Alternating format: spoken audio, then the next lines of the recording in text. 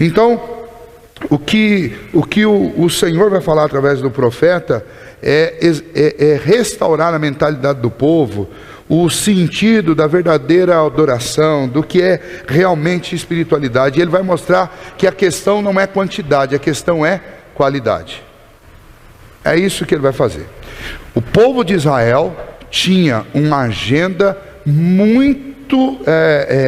uma agenda contínua, dinâmica e muito densa de adorações, de momentos cultos, de momentos cerimoniais, mas nada disso solucionava a apatia, a frieza e o cansaço deles. Então não é quantidade. O que Deus está falando através de Miqueias, não adianta.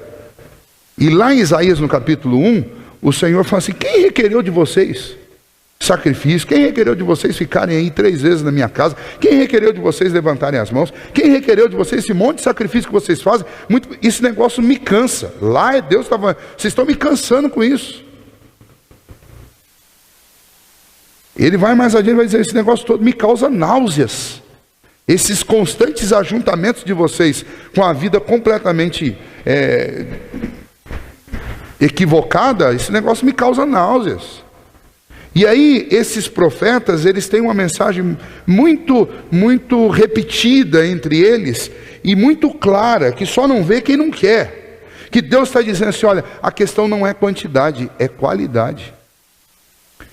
E espiritualidade não vai ser determinada pela quantidade de vezes que você frequenta a sua igreja. A espiritualidade não é determinada pela quantidade de horas que você passa cantando, orando, ou fazendo qualquer uma dessas coisas. A espiritualidade é determinada pela qualidade do que você faz. Pela qualidade. E nós somos tentados aí, eu digo assim, até por ser pastor e líder de uma igreja, eu sou tentado constantemente a estar cobrando os outros por causa de faltar. Você não vem na igreja, você não vem no culto de quarta-feira.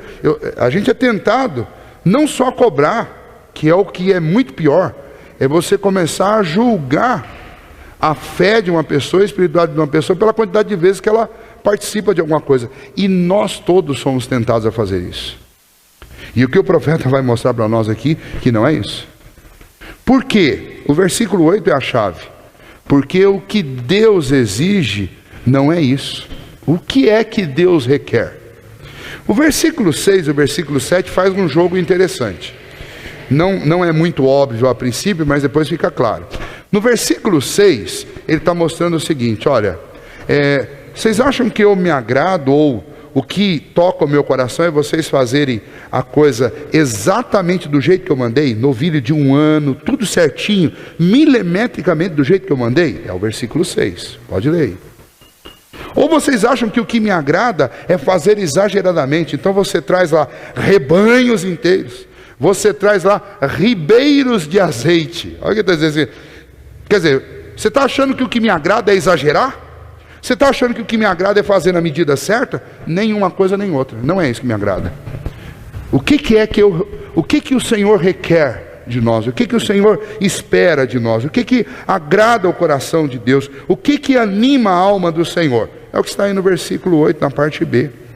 Olha, o que é que o Senhor pede de ti?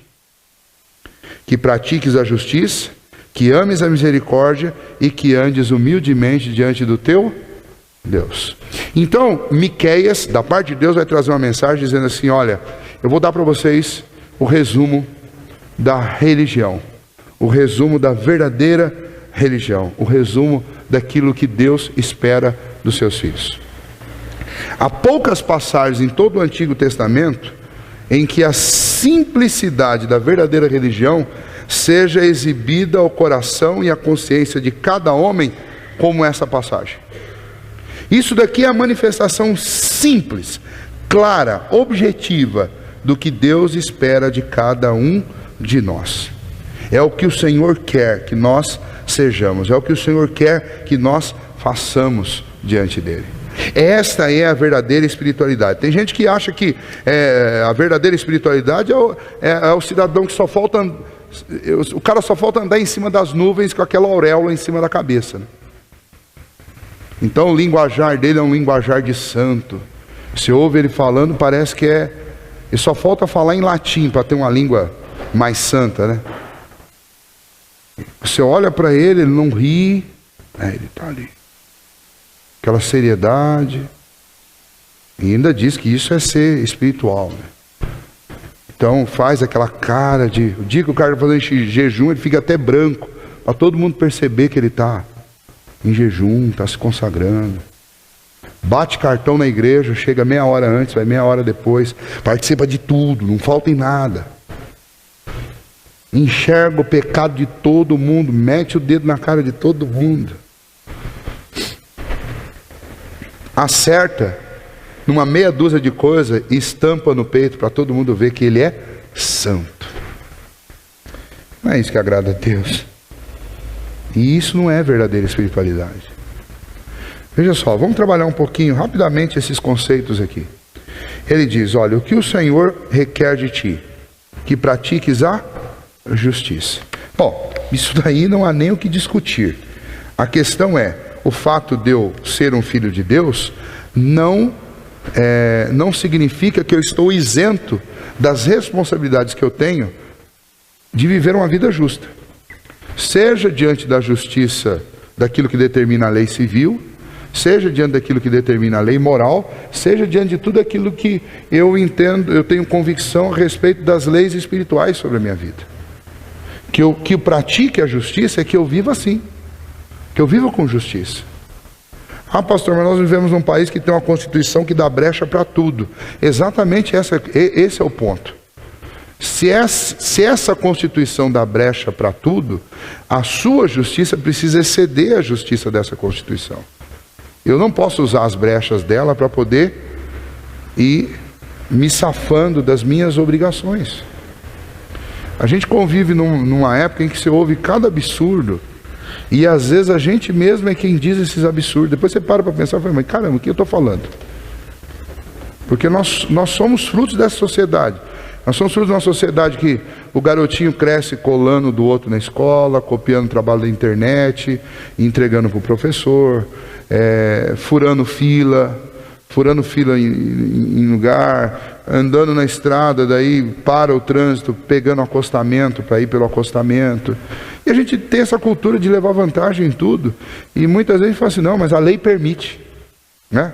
Ah, eu sonego imposto aqui, vou sonegar imposto durante alguns anos, depois eu parcelo. A lei me permite fazer isso, eu posso parcelar e pagar depois. Enquanto isso eu vou trabalhando com dinheiro que não é meu, mesmo que eu não considere justo o tanto de imposto que eu pago, mas é essa lei, eu não posso ficar usando essas...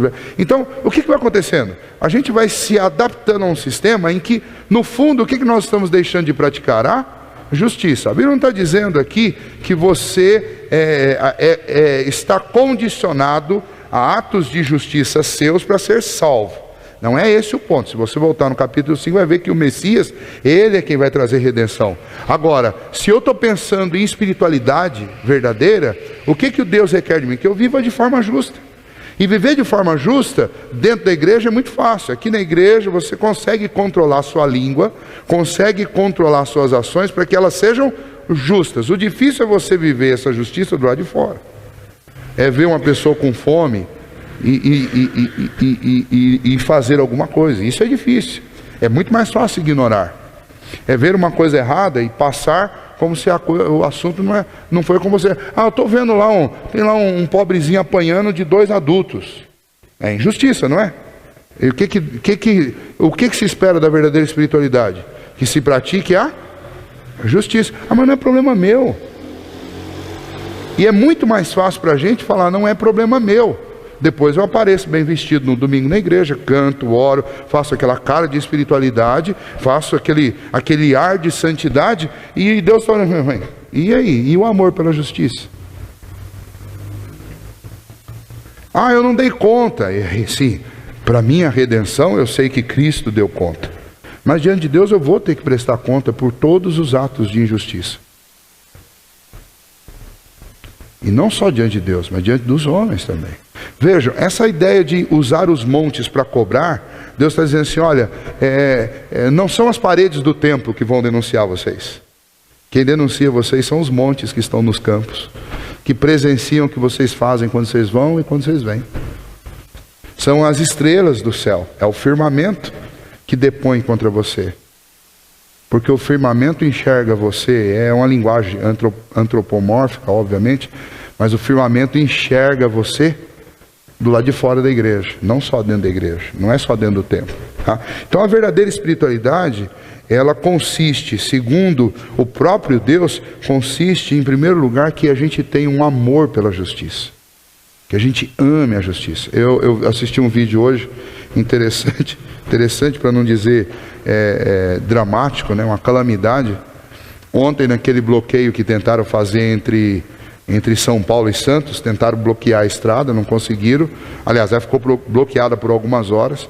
E um caminhoneiro insistiu e estava furando o bloqueio. E aí outros caminhoneiros pararam, entenda bem, a causa deles eu considero uma causa justa. É a causa de todos nós, mas a gente não está fazendo nada. A gente está pegando nosso carrinho, saindo de casa, vindo para cá, voltando, e nós não estamos fazendo nada. Aí eles resolveram parar. Parar por causa dos 3 reivindicações deles, né? Que é o combustível, é o preço do frete, são os pedágios e a condição ruim das estradas. Mas, então a reivindicação é uma reivindicação justa, mas cedo ou mais tarde isso ia acontecer, tem que parar e tem que reclamar. O país não está usando os impostos que são pagos, o valor do pedágio, não está revertendo isso em boas condições. Muito bem, mas aí o caminhão furou o bloqueio. O que o caminhão furou o bloqueio? Vários motoristas se colocaram à frente do caminhão e o caminhão, para não machucar quem estava na pista, parou. Na hora que ele parou, esses homens que estavam reivindicando algo justo, abriram a porta do caminhão e começaram a bater no cara. Começaram a bater, ele falou, vou ligar para a polícia. Liga, que nós vamos acabar com o seu caminhão. Aí já subiu meia dúzia na carga, um já começou a soltar o cabo, e outro dando tapa, e você vê o cara dando tapa, pescoção. Mas peraí. O que está acontecendo com a gente?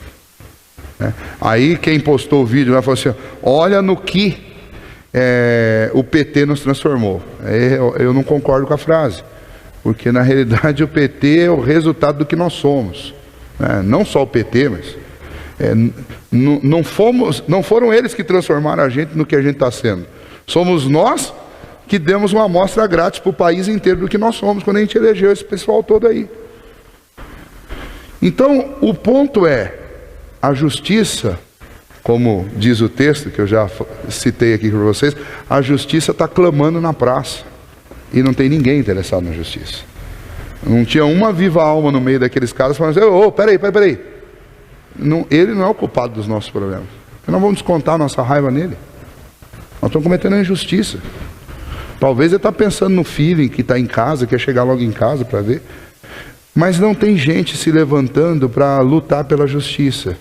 Parece que está todo mundo tão enraivecido com todas as coisas erradas, que as coisas erradas se tornaram as certas e as certas se tornaram as erradas. É aquilo que o poeta já dizia que ia acontecer mais cedo ou mais tarde. Né? Então, nós devíamos ser esse povo que ama a justiça, que tem zelo pela justiça, não pela justiça retributiva, vingativa, não, por praticar a justiça, por simplesmente não deixar que injustiças aconteçam debaixo do nosso nariz. Pelo menos isso, que nós não pratiquemos e nem que nós deixemos que outros pratiquem justiça debaixo do nosso nariz. Domingo eu falei um pouquinho na escola dominical que quando o Senhor Jesus diz que nós devemos ser sal e luz, o que Ele está dizendo é que nós devemos ser uma liderança positiva, aonde nós estivermos. E o que é uma liderança positiva? É uma liderança que influencia as pessoas a fazerem o que é certo. Isso é verdadeira espiritualidade. Não adianta nada você ter muita espiritualidade para vir à igreja, para ter aquela cara de crente, mas a gente não influenciar em nenhuma vírgula as pessoas que trabalham conosco, que convivem conosco. Não adianta. A continuação, quando ele continua falando sobre o que é essa espiritualidade verdadeira, equilibrada, ele diz que ames a misericórdia. Veja só, ele vai caminhar aqui daquilo que é menor ao que é maior. Então, o menor ponto que ele coloca aí, é obviamente que é o mais simples, que pratique a justiça. O segundo, já não é mais uma questão de prática da misericórdia, mas é que ames a misericórdia. Não é uma questão apenas de praticar, é uma questão de amar ser misericordioso. Vai além, é muito além. No primeiro ponto eu estou lidando com aquilo que é meu dever fazer, e que nem sempre eu consigo, mas eu devo entender que eu devo praticar isso em alguma medida. Aqui não, aqui é amor. E quando é amor, significa o quê? Que eu vou me esforçar sobrenaturalmente para ser misericordioso. E quando eu não conseguir, eu vou sofrer porque eu não fui. Não é simplesmente não pratiquei, paciência. Não, eu vou sofrer, porque quando a gente ama uma coisa, quando a gente ama fazer alguma coisa, quando você não consegue, você sofre. Mas o que é a verdadeira espiritualidade? É praticar a justiça e é amar a misericórdia. Então, não tem espaço para vingança. Não tem espaço para pagar mal por mal. Não tem espaço para você agir inconvenientemente com as pessoas. Mas quando eu amo a misericórdia, significa que eu quase fico até mais contente quando o sujeito erra comigo do que quando ele acerta. Porque quando ele erra comigo, eu tenho a chance de ser misericordioso. Muda tudo. Que é, na realidade, o verdadeiro sentido daquela frase de Jesus: quando alguém bater na sua face, você dá a outra. Ele não está dizendo para você ir provocar o sujeito, bate aqui agora. Não, ele está dizendo assim, olha, você tem tanta gratidão a Deus por Ele ter sido misericordioso com você, que você não vê a hora de alguém pisar na bola com você, para você poder imitar Jesus, imitar Deus. Então, o que Deus está dizendo para eles aqui, olha, como é que vocês demonstram que vocês não estão cansados de mim? Como é que vocês demonstram que vocês estão vivendo uma religião pura, verdadeira para comigo? Praticando a justiça e amando a misericórdia. Procurando oportunidade para poder ser misericordioso com os outros. Agora, será que essa era a realidade desse povo? E será que essa é a nossa realidade? Não é. A parábola do bom samaritano é um exemplo disso, de que não era a realidade deles. Os próprios líderes religiosos nos dias de Jesus, eles não sabiam ajudar as pessoas. Eles eram frios, insensíveis. Muito pelo contrário, eles sabiam odiar. E nós hoje em dia, a mesma coisa, somos frios e insensíveis. Nós somos capazes de assistir uma notícia igual, eu não sei que dia dessa semana, acho que foi na segunda-feira, eu estava assistindo o repórter no Bom Dia Brasil, e foi muito interessante, que ele começou a falar dos 21 decapitados lá, e eu estava indignado com aquele negócio assistindo. Eu falei assim, ele vai falar que é 21 decapitados, mas não fala que é crente, não fala que é cristão, não fala que é cristão. Porque no Fantástico foi a mesma coisa, mostrou, mas não falou que eram cristãos, mostrou que estavam sendo decapitados, eles não falam que é cristãos. Parece que ele ouviu falando, né? Ele pegou e falou, no finalzinho da frase, cristãos. Mas ele terminou de falar cristãos e ele já começou, vamos ver a rodada do futebol. Eu fiquei olhando aquilo, eu falei, meu, pior que essa é a realidade nossa também, né? A gente fala de gente sendo morta, decapitada, tomando café da manhã, ouvindo a notícia, e depois a gente começa a falar de futebol como se no mesmo respiro. Com o mesmo ar que eu recebo a notícia da decapitação de irmãos meus, eu recebo as notícias do futebol e por aí vai. Insensibilidade, nós estamos todos assim. Aonde foi parar o ames, a misericórdia? Onde foi parar isso? A professora, a Raquel, Raquel Miser, né? Ela é professora do Caleb e eu acho que eles estão falando bastante sobre isso na escola. Aí o Caleb chegou hoje à tarde em casa, ele tem um projeto Guri depois do almoço, depois tem mais uma coisinha, chegou, eram umas 4h30 em casa, eu tinha acabado de chegar, tinha tomado um banho e tinha ido estudar meu texto lá, Sibeli estava descansando um pouquinho, ele chegou, gente, nós podemos orar pelos cristãos lá do Egito? Eu levei até um susto, eu não posso dizer não de jeito nenhum, imagine, vamos orar então. Aí desligou a televisão e fomos orar. Aí ele fez a oração dele, depois ele explicou que a professora tinha dito que eles deviam orar, né? E ele ficou o resto da tarde até agora, na hora de vir para cá, me especulando, pai, mas como é que é isso? E por que eles estão fazendo isso? E vai. Então na cabecinha dele essa coisa está ali. Eu acho que acredito que dos outros meninos lá também. E aí quando a gente começa a falar sobre o assunto, que a gente começa a perceber a anormalidade do assunto. E só você ouvir um pouquinho lá na televisão, você não para pensar no quanto é anormal esse negócio. Do quanto é hostil. E o primeiro sentimento, é esse ponto que eu queria... E o primeiro sentimento que vem no coração da gente o primeiro é a pena, é a dor daqueles irmãos nossos. E o segundo é o desejo de vingança. E aí, por que alguém não solta uma bomba lá e mata o EI, mata todo mundo? Eu falei, mas filho, será que essa é a resposta correta? Se a gente estiver numa roda de conversa, se vocês estiverem conversando comigo, vocês me pressionarem, eu vou, todo mundo tem que responder guerra contra esse pessoal. Mas será que essa é a resposta? Aí você lembra de Pedro lá? Pedro pegou o facãozão dele, desceu na orelha. O que Jesus disse? Não é por força nem por violência. Não vai ser na base da espada, Pedro. Não é. Então, a gente precisa repensar essas coisas todas, porque tem faltado misericórdia no coração do povo que vive de misericórdia. Misericórdia no nosso proceder diário. Nós não somos misericordiosos, não somos misericordiosos uns com os outros, não somos misericordiosos com os da rua, com os incrédulos. Basta a gente ver um incrédulo fazendo qualquer coisa aí que a gente começa a praguejar. Não somos. Infelizmente, nós não somos reconhecidos na sociedade como um povo misericordioso. Nós devemos ser. Hoje eu cheguei aqui, o Dario estava guardando uma cesta ali, ele falou, pastor, essa cesta é para fulano, para ciclano. E aí, a primeira resposta, mas fulano, pastor, não importa. Importa que a pessoa está precisando e a gente ficou sabendo. Vai estar certíssimo, Dario, é isso mesmo. Às vezes a gente quer ficar calculando se a pessoa precisa ou não precisa. Não é nossa responsabilidade ficar calculando quem precisa e quem não precisa. Ligou, pediu ou ficou sabendo que está precisando, e levar lá e pronto. É amar a misericórdia. Então, é aproveitar qualquer oportunidade para ser misericordioso.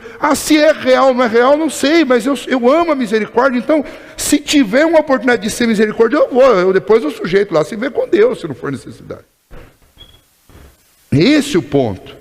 Verdadeira espiritualidade é isso, é amar a misericórdia. Não adianta você saber cantar todos os cânticos que existem novos por aí, saber o catecismo inteiro, saber tudo de teologia, se você não ama a misericórdia.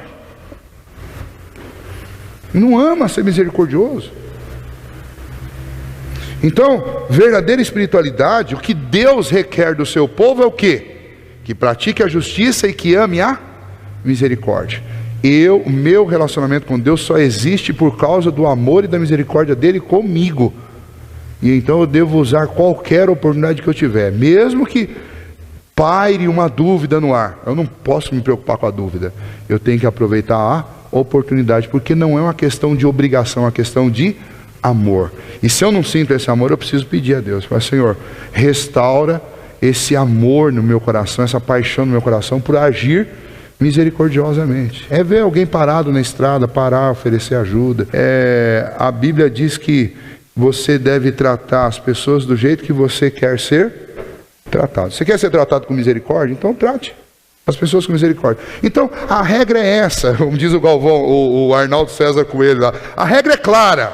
A regra é que pratiques a justiça e que ames a misericórdia. Do mesmo jeito que você vai levar misericórdia para alguém, alguém vai trazer para você também, tá?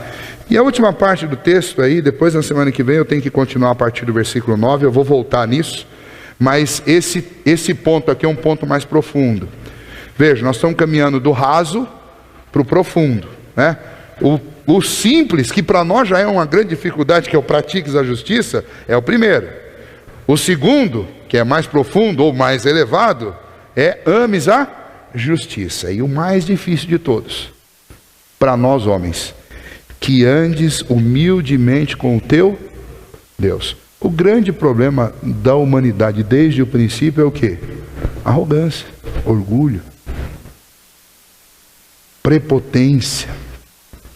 Qual que é o problema da falsa espiritualidade? É você querer construir com a sua força um caminho para o céu. É isso que as pessoas fazem. É isso que cristãos fazem. Em torno do mundo inteiro. É isso que os judeus faziam lá. É esse que é, sem dúvida nenhuma, o problema crônico da igreja cristã no mundo. É querer abrir as portas do céu na base da força física. na base do mérito humano, na base das realizações. É abrir um caminho que não existe. Jesus disse que só tem um caminho, que é Ele, e nós queremos abrir outros. E nós somos absolutamente incompetentes para fazer isso. Então, o que Deus está dizendo para aquele povo de Israel lá? Viu? Vocês estão achando que com essa espiritualidade de vocês aí, mequetrefe, vocês vão chegar, vocês vão conseguir alguma coisa comigo? Não, a verdadeira religião, ou o que Deus exige de vocês, é que vocês andem em humildade do meu lado. A ideia de andar humildemente ao lado de Deus é andar no nosso devido lugar. É a gente se colocar no lugar que é nosso. Nós somos criados por Deus. Nós somos em Cristo Jesus adotados por Deus. Nós temos que saber nos colocar no nosso devido lugar. E eu não sou nada, eu não posso nada, não sou eu que abro o espaço para o céu, não sou eu que conquisto. Deus não me deve absolutamente nada. E as pessoas acham que Deus deve para elas. Essa semana mesmo, uma pessoa mandou uma mensagem que eu falei, meu Deus do céu, não é possível que alguém ainda tenha a coragem de dizer isso. Eu disse, olha, eu decreto, e você precisa decretar, que Deus te dê uma semana abençoada. Vai plantar batata. Decretar. Ou vontade de ser rei, né? Que coisa impressionante, como o ser humano tem vontade de ser rei. Como que tem vontade de mandar? Aí você não acha mais ninguém para mandar na vida, você quer mandar em Deus. Vamos dar já que ninguém me obedece, então vamos decretar para Deus.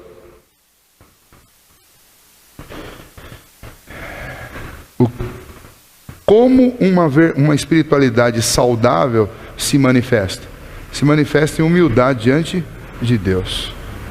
Veja só, lembra dos exemplos? Alguns exemplos bem básicos. Talvez o mais básico de todos. Jesus está numa casa, até o André postou uma mensagem essa semana sobre isso. Está numa casa de um líder do Sinédrio, religioso, chamado Simão. A casa de Simão, Simão faz isso, Simão faz aquilo, Simão é isso, Simão é aquilo. Simão está se sustentando em direção ao céu sobre seus próprios méritos. E aparece lá uma mulher cirofenícia que não tem condição nenhuma e pede um favor para Deus. E Deus falou assim, Jesus fala, mas é justo eu tirar da mesa dos filhos de Deus para servir você? E o que ela responde? Até os cachorrinhos comem da mesa, as migalhas da mesa que caem da mesa do seu Senhor. Veja lá, o que é verdadeira espiritualidade? Que andes humildemente com o teu Deus. Quem ali estava se comportando dessa maneira? Simão, o grande, ou aquela mulher? Aí Jesus dá vários outros exemplos, mas tem um exemplo do publicano e o fariseu orando na praça. O fariseu só faltava bater no peito, falava em voz alta, Senhor, eu pago meu dízimo, Senhor, eu frequento o templo, Senhor, eu cumpro os mandamentos, me abençoa. E lá no outro canto da praça, bem quietinho, para não levantar muito, porque era publicano, todo mundo odiava publicano, quietinho, cabeça baixa, Senhor, tem misericórdia de mim, eu sou um pecador. Aí Jesus pergunta para os discípulos, para o próprio Simão, né? Qual oração foi ouvida? Qual oração foi ouvida?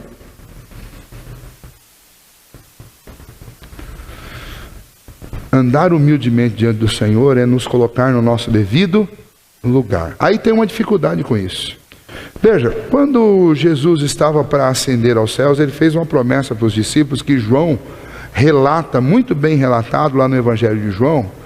E Jesus diz assim para os discípulos, eu preciso ir para que eu vos envie um Consolador, para que eu vos envie o Espírito. E o que o Espírito Santo vai fazer? Ele vai convencer o homem do pecado e do juízo, né? Da justiça e do juízo. Por que os homens andam de nariz levantado diante de Deus? Nariz rebitado diante de Deus? Porque a não ser que o Espírito Santo convença uma pessoa de que ela precisa se humilhar diante de Deus, ela acha que ela está bem na fita, né? Que ela é justa, que ela é misericordiosa, que ela é santa, que ela é boa e que ela vai para o céu, que é o mais triste de tudo. Ela acredita que ela vai para um lugar que ela não tem condição de ir. E qual que é a obra do Espírito Santo no coração de uma pessoa? É exatamente nos colocar no nosso devido lugar. O que o Espírito Santo faz no coração da pessoa? Colocá-lo no seu devido lugar. Então, gente que anda por aí dizendo que está flutuando no Espírito Santo e não sabe o seu devido lugar, para mim é gente completamente equivocada. E aliás, é bom a gente tomar muito cuidado com gente que vive flutuando no Espírito, porque se você estiver cheio do Espírito, você não vai estar flutuando, você vai se sentir achatado. Porque é isso que a plenitude do Espírito Santo faz com o ser humano. Quanto mais cheio do Espírito Santo, mais eu tenho convicção de onde é o meu lugar. E isso me achata.